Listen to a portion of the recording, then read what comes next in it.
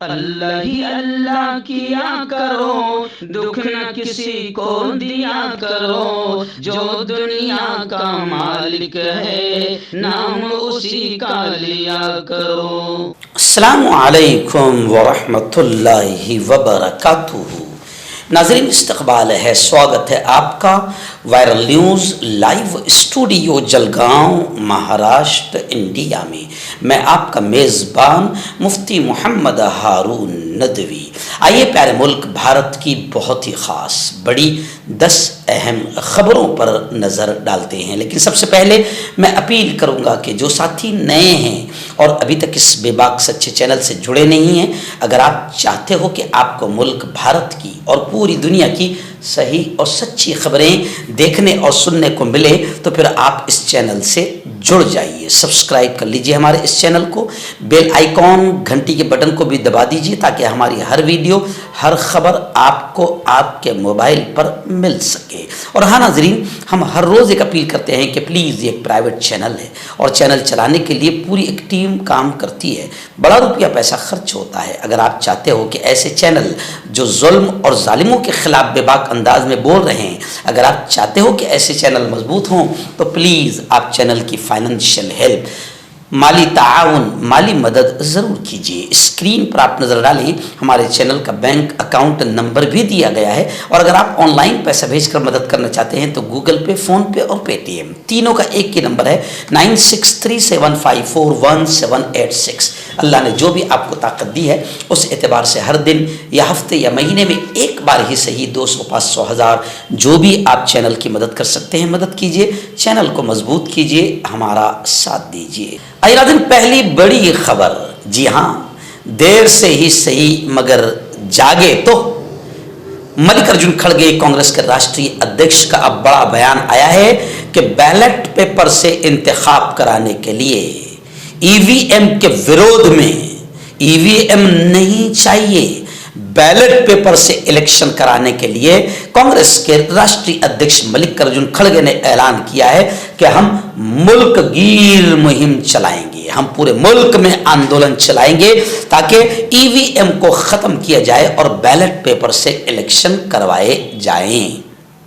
मैं आपको बता दूं कि मैं अल्हम्दुलिल्लाह अल्लाह का शुक्र अदा करते हुए कहता हूं कि 12 साल पहले, यानी जब पहली मर्तबा यूँ समझिए कि बीजेपी आई थी, उस वक्त भी हमने जोरदार अंदाज में आंदोलन किया था वामन जी मेश्राम के साथ कि ईवीएम को हटाया जाए, बैलेट पेपर लाया जाए। और मेरा एक डायलॉग मशहूर है जो मैं हमेशा कहता आया हूं कि जैसे तोते की जान पिंजरे में, मोदी की जान मशीन में, जब तक मशीन रहेगी बीजेपी को कोई हटा नहीं सकता है।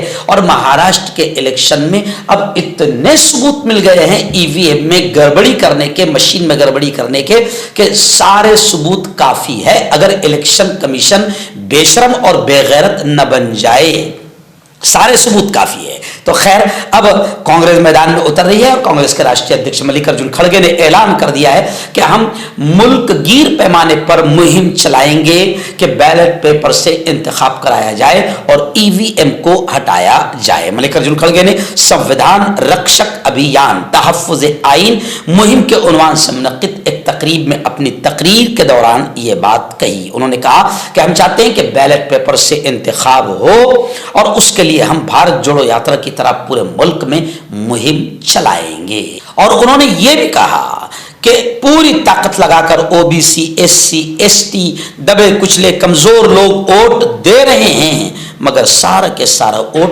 फजूल जा रहा है। हमारा कहना है कि सब छोड़कर अब बैलेट पेपर से इंतखाब कराना चाहिए और ईवीएम मोदी शाह अपने घर में रखे या गुजरात के गोदाम में रख दे। हमारा बस एक ही डिमांड है कि बैलेट पेपर से इंतखाब कराया जाए। नाज़रीन, दूसरी बड़ी खबर, जी हाँ, महाराष्ट्र का वजीर आला कौन?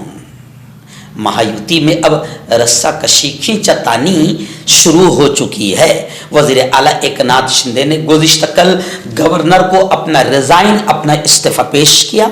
गवर्नर ने इस्तीफा मंजूर करते हुए हुकूमत बनने तक निगरां वजीर आला बने रहने के आदेश दिए। यानी उनसे कहा एक नाथ शिंदे से कि जब तक के वजीर आला नहीं बनते हैं तब तक के आप निगरां वजीर आला रहे। लेकिन अब महायुति में रस्साकशी शुरू हो गई है।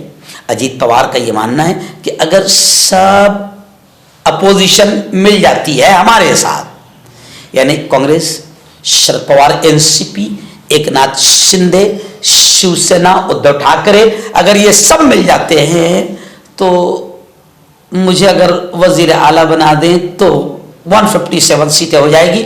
मैं वजीर आला अगर बन जाऊं तो लग रहा है कि ऐसा भी हो सकता है। इससे पहले बीजेपी ने खोखे वाली सरकार बनाई थी, यानी विधायकों को खरीद कर। अभी फिलहाल ईवीएम वाली सरकार है, मशीन वाली सरकार है। जैसे राहत इंदौरी ने कहा था कि लहू में डूबी हुई आस्तीन जीत गई, लहू में डूबी हुई आस्तीन जीत गई, चुनाव हार गए सब, मशीन जीत गई। तो अभी जो सरकार बनी है मशीन की है, इससे पहले जो सरकार थी वो खोखे वाली सरकार थी। आया दिन तीसरी बड़ी खबर, गुज़िश्ता कल यौम दस्तूर संविधान दिवस था। संविधान दिवस पर मुल्क की कई तंजीमों ने, कई संगठनों ने, कांग्रेस ने, तमाम पार्टियों ने संविधान दिवस बड़ी धूमधाम से मनाया। और गुज़िश्ता कल संविधान दिवस के मौके पर मुल्क के पीएम नरेंद्र मोदी ने भी खिताब किया, भाषण किया और कहा कि मुल्क की सलामती को चैलेंज करने वालों को मुंह तोड़ जवाब मिलेगा। हालांकि ये जुमला उनके मुंह से अच्छा नहीं लग रहा था, क्योंकि राहुल गांधी और पूरा मुल्क बार बार ये कह रहा है कि बीजेपी और नरेंद्र मोदी संविधान को खत्म करने की मुहिम चला रहे हैं। संविधान को हटाकर कोई और मनुस्मृति लाने की कोशिश कर रहे हैं। तो वजीर आजम नरेंद्र मोदी की जबान से ये जुमला कि मुल्क की सलामती को चैलेंज करने वालों को मुंह तोड़ जवाब दिया जाएगा, ये अच्छा नहीं लगा, क्योंकि मुल्क की सलामती तो खुद बीजेपी की वजह से खतरे में आ रही है। देखिए आप, उत्तर प्रदेश में बीजेपी की सरकार है, कैसे संविधान की धज्जियां उड़ाई जा रही है। और पूरे मुल्क में जहां जहां जिस स्टेट, जिस सूबे, जिस राज्य में बीजेपी की सरकार है, वहां कैसे कैसे संविधान की धज्जियां उड़ाई जा रही है, सब लोग अपनी आंखों से देख रहे हैं। नाज़रीन, रियासत उत्तर प्रदेश के देवबंद थाने से एक अजीब खबर आ रही है। जी हाँ, शौहर ने अपनी बीवी को ख्वाजा सरा मीन्स थर्ड जेंडर जिसे कहा जाता है, न्यूट्रल भी कहा जाता है। तो शौहर ने अपनी बीवी को औरत नहीं बल्कि ख्वाजा सरा, थर्ड जेंडर बताया। देवबंद कोतवाली में, देवबंद के थाने में ये अजीबोगरीब मामला पहुंचा। पुलिस भी सुनकर दंग रह गई। दरअसल 20 दिन पहले जिस लड़की की शादी हुई थी, उसके शौहर का कहना है कि जिस लड़की से उसकी शादी हुई है वो लड़की नहीं है बल्कि ख्वाजा सरा है। हालांकि घर वाले उसे लड़की कह रहे हैं। शहर के एक मोहल्ले के बाशिंदा नौजवान की बीवी तकरीबन 6 माह पहले विलादत के दौरान इंतकाल कर गई थी। उस शख्स के पहले ही 3 बच्चे हैं। 20 रोज़ पहले उसने दूसरी शादी शहर की एक लड़की से की, लेकिन अगले ही दिन झगड़ा शुरू हो गया, जिसके बाद दुल्हन अपने मामू के घर चली गई। गुज़िश्ता रोज दोनों फरीक थाने पहुंचे, जहां शौहर ने पुलिस को बताया कि जिससे उसकी शादी हुई है वो लड़की औरत नहीं बल्कि एक ख्वाजा सरा है। नाज़रीन, मुंबई से बड़ी खबर आ रही है। जी हाँ, रश्मि शुक्ला, जिसे असम्बली इंतखाबात में अपोजिशन पार्टियों ने, खासतौर से नाना पटोले कांग्रेस ने, इन तमाम लोगों ने शिकायत की थी और इलेक्शन कमीशन ने रश्मि शुक्ला को पुलिस डायरेक्टर जनरल के ओहदे से हटा दिया था, तबादला कर दिया था, यानी मुंबई से तबादला कर दिया था। अब खबर आ रही कि रश्मि शुक्ला दोबारा पुलिस डायरेक्टर जनरल के तौर पर फाइज हो गई, यानी उस ओहदे पर वो दोबारा आ गई। असेंबली इंतखाबात में अपोजिशन की शिकायत पर इलेक्शन कमीशन ने उनका तबादला कर दिया था। नाज़रीन, श्रीनगर से बड़ी खबर आ रही है। जी हाँ, नेशनल कॉन्फ्रेंस के सदर डॉक्टर फारूक अब्दुल्ला और इस वक्त जम्मू एंड कश्मीर के मुख्यमंत्री वजीर आला जनाब उमर अब्दुल्ला अपनी पार्टी के दीगर लीडरों के साथ उम्रे की अदायगी के लिए पहुंच गए हैं और इस वक्त वो मदीना मुनव्वरा में हैं, नेशनल कॉन्फ्रेंस का ये वफ्द रूहानी सफ़र के दौरान मदीना मुनव्वरा और मक्का मुअज़्ज़मा के मुक़द्दस शहरों की ज़ियारत करेगा। नेशनल कॉन्फ्रेंस के सदर डॉक्टर फारूक अब्दुल्ला और वज़ीर आला उमर अब्दुल्ला, पार्टी के सीनियर लीडरों में नासिर असलम वानी, जावेद डार, तनवीर सादिक, मुश्ताक गुरु के साथ उम्रा की अदायगी के लिए मदीना मुनव्वरा पहुँच चुके हैं और इस रूहानी सफ़र के दौरान मदीना मुनव्वरा और मक्का मुअज़्ज़मा के मुक़द्दस शहरों की भी वो ज़ियारत करेंगे। इन लीडरों ने मदीना पाक में अपने क़याम के दौरान मस्जिद नबवी में इबादत की और जम्मू कश्मीर के लोगों की हिदायत, रहमत और अमन के लिए दुआएं की। आइए नाज़रीन, एक और बड़ी खबर इलेक्ट्रॉनिक वोटिंग मशीन यानी ईवीएम को लेकर ही आ रही है। जी हाँ, बताया जा रहा है कि ईवीएम के खिलाफ अपोजिशन के तेवर अब सख्त हो गए हैं। ईवीएम के खिलाफ अब अपोजिशन पार्टियों के तेवर सख्त हो गए हैं। शरद पवार ने कहा कि वुकला की एक टीम रियासती सतह पर, स्टेट लेवल पर और एक मरकजी यानी सेंट्रल लेवल पर बनाई जाएगी। महाविकास अघाड़ी ने आंदोलन का इशारा कर दिया है। राज ठाकरे के उम्मीदवारों ने भी शिकायत दर्ज कराई है। यानी ईवीएम जिसने बीजेपी को, महायुति को, नरेंद्र मोदी को, फडणवीस को जिताने का काम किया है, अब सबके समझ में आ गया। एक्चुअल में नकल को भी अकल चाहिए, मगर क्या करें, इतनी भारी गड़बड़ी की कि मशीन भूल गई थी कि जिस गांव में पूरे 1600 वोट है वहां से 2100 वोट बीजेपी को नहीं निकालना चाहिए, मशीन भूल गई थी। वो कहते हैं ना, चोर हमेशा कुछ ना कुछ सबूत छोड़ कर जाता है। तो इलेक्ट्रॉनिक वोटिंग मशीन जो चोर है और दूसरे के वोट चुराकर बीजेपी के खाते में डालती है, वो इलेक्ट्रॉनिक वोटिंग मशीन अब पकड़ी गई है और तकरीबन महाराष्ट्र ही नहीं मुल्क भर में अब इसके खिलाफ आवाजें उठ रही है और अपोजिशन पार्टियों का अब तेवर सख्त हो गया है ईवीएम के खिलाफ। और मल्लिकार्जुन खड़गे ने भी कह दिया है कि हम मुल्क गिर पैमाने पर आंदोलन करेंगे। नाज़रीन, बड़ी खबर आ रही है। जी हाँ, राहुल गांधी गुज़िश्ता कल तहफ़्फ़ुज़ आइन, संविधान दिवस, संविधान की हिफाजत, इस उन्वान से एक प्रोग्राम में शरीक थे। कांग्रेस का ही शायद वो प्रोग्राम था। उस प्रोग्राम में राहुल गांधी का माइक बंद हो गया।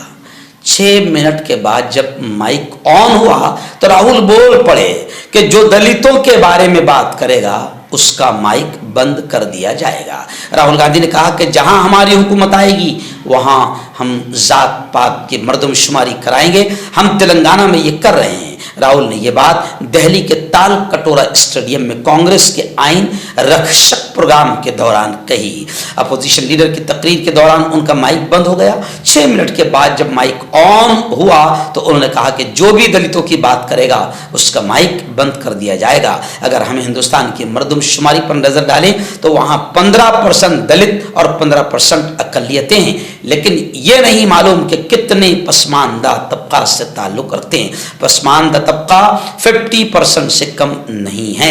हिंदुस्तान की 90% आबादी उन तबका से ताल्लुक रखती है। राहुल गांधी ने कहा कि जो भी इस मुल्क में 3000 साल से दलितों और कबाइलियों की बात करता है उसका माइक बंद हो जाता है। बहुत से लोग आए और कहा जाकर बैठो। मैंने कहा मैं खड़ा रहूंगा। मैंने कहा जितना चाहो माइक बंद कर दो, मैं खड़ा रहूंगा। और फिर वो बोल पड़े कि पूरा सिस्टम, पूरा निजाम दलितों, SC, ST, OBC, पसमानदा तबकात और आदिवासियों, कबाइलियों के खिलाफ खड़ा है। और फिर उन्होंने कहा कि देखो यह है पीछे रोहित वेमुला जी की तस्वीर। वो बोलना चाहते थे, उन्हें खामोश कर दिया गया। और हर रोज कबाइली, दलित और पसमानदा तबकात के नौजवान डॉक्टर, इंजीनियर बनने, मीडिया में जाने, अफसर बनने के ख्वाब देखते हैं, लेकिन सच ये है कि उनके ख्वाबों को भी कुचल दिया जाता है। नाज़रीन, बड़ी खबर आ रही है। जी हाँ, सलाम मेरे कायद, मेरे लीडर हजरत मौलाना अरशद मदनी को जमीयत उलमा के राष्ट्रीय अध्यक्ष, कौमी सदर ने संभल के वाक़े पर सबसे पहले और दबा कर बोला और उनकी पूरी टीम भी बाकायदा संभल पहुंच गई और शहीदों के खानदान, उनके अहल खाना से मुलाकात की और उन्हें पूरी तरीके से मदद का यकीन दिलाया। मौलाना अरशद मदनी ने गुज़िश्ता कल भी कहा कि संभल जैसे सानेहात को, संभल जैसे वाक़यात रोकने के लिए सुप्रीम कोर्ट से जमीयत उलमा हिंद ने रुजू किया है। जमीयत उलमा हिंद ने सुप्रीम कोर्ट का दरवाज़ा खटखटाया है। इबादत गाहों के तहफ़्फ़ुज़ के कानून कि हकीकी पासदारी न होने की वजह से मुल्क का अमन खराब हो रहा है, मौलाना अरशद मदनी ने बयान दिया है। एक्चुअल में कानून जब बन चुका है कि 1947 से पहले जिस तरीके से उस वक्त में 1947 के वक्त में जो इबादत गाहें जिस सूरत हाल पर है उन्हें छेड़खानी नहीं की जाएगी। जब यह कानून बन चुका है उसके बावजूद इबादत गाहों के साथ छेड़खानी हो रही है, जिसकी वजह से मुल्क का अमन खराब हो रहा है। मौलाना अरशद मदनी ने साफ तौर पर यह बात कही है। मौलाना अरशद मदनी ने संभल जैसे वाक़े पर अफसोस का इजहार करते हुए कहा कि इबादत गाहों के तहफ़्फ़ुज़ के कानून की हकीकी पासदारी न होने की वजह से मुल्क में अशांति फैल रही है और दंगे फसाद का माहौल बन रहा है और मासूम नौजवान शहीद किए जा रहे हैं। नाज़रीन, आखिरी बड़ी खबर भी संभल के वाक़े को लेकर आ रही है। जी हाँ, उत्तर प्रदेश के संभल में शाही जामे मस्जिद को लेकर जो मरदूद और खबीस किस्म के दो बाप और बेटे हैं, दोनों वकील हैं, जिनका शैतानी काम यही होता है कि किसी भी पुरानी मस्जिद के खिलाफ बाकायदा कोर्ट में अर्जी दाखिल करना। और अफसोस है कि कोर्ट भी बगैर किसी दूसरे पक्ष की बात सुने हुए फौरन फैसला सुनाती है और सर्वे का आदेश जारी करती है और 2 घंटे में सर्वे भी शुरू हो जाता है। इसको लेकर अब लोगों का कोर्ट पर से भी विश्वास उठता जा रहा है। संभल वाक़े को लेकर समाजवादी पार्टी के सुप्रीमो अखिलेश यादव ने खुलकर बयान दिया है। मैं उनको सलाम करता हूँ। उन्होंने साफ तौर से कहा है कि पुलिस की गोलियों से ही नौजवान मारे गए हैं, शहीद हुए हैं। और अखिलेश यादव ने यह भी कहा है कि इसकी पूरी जिम्मेदार योगी सरकार है और पुलिस इसकी पूरी जिम्मेदार है। वहीं पर उत्तर प्रदेश के कैराना से मेंबर पार्लियामेंट इकरा हसन ने भी सवाल उठाया और उन्होंने भी ये कहा कि संभल में पुलिस ने बराहे रास्त गोली मारी है, डायरेक्ट गोली मारी है। यानी पुलिस के सामने जब मुसलमान होते हैं तो फिर पुलिस सारे कानून भूल जाती है और पुलिस खुद गुंडागर्दी और आतंक का नंगा नाच करती है अगर सामने मुसलमान हो तो।